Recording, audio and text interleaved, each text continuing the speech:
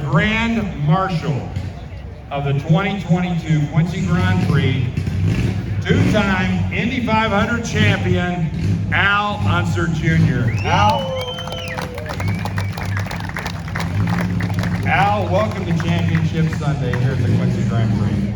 Thank you. I tell you, it's quite an honor to be Grand Marshal.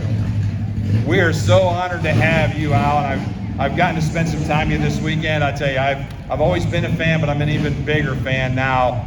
I'm going to ask you a question, and I want you to translate it or relate it to the Indy 500. But winning the Quincy Grand Prix is a pretty big deal.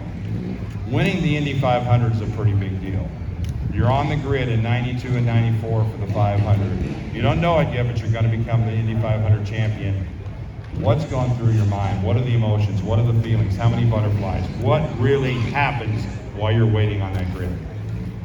Well, after they say, "Gentlemen, start your engines," and we take off, it's getting through turn one safely.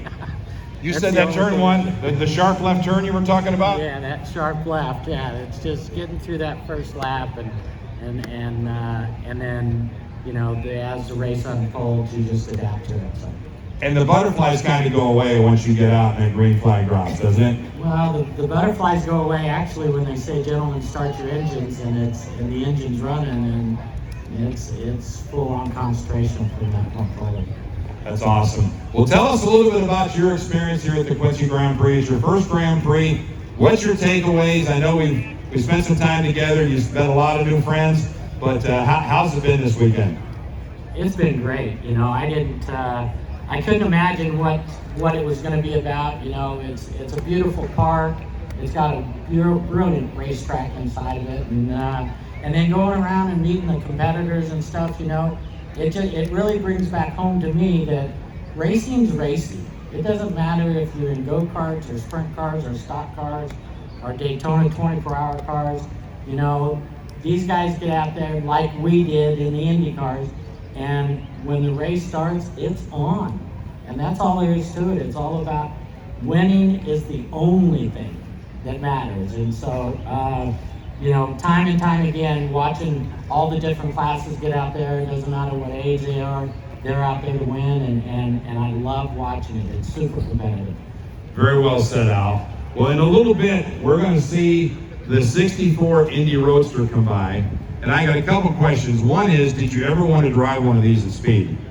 No. Why? Because I've driven them at just pace speeds. I've driven Parnelli's Roadster and AJ's. I've driven that one, and it's all over the road. I mean, it's got a bunch of play in the steering and all that kind of stuff. And you put the brakes on, it really doesn't stop all that well. But and these guys were driving at Indy on the bricks, at 150 plus miles an hour. And so that's when men were men. Yeah. It just amazes me. I think that's such great history, but you have to appreciate, not that the cars are easy to drive now, but there's so much technology. But back then, man, you wrestled that thing around the speedway. Oh, it was that, and also, the safety aspect of it. You couldn't make any mistakes back then, and today the cars are so much safer that it's just night and day difference. Yeah, I totally agree. Wow, we really appreciate you being here. You're going to be given the command here in a little bit. Thank you so much. As I said to Angela yesterday, the best part of my job is to get to meet cool people like you, and I really appreciate that this weekend. Thank you.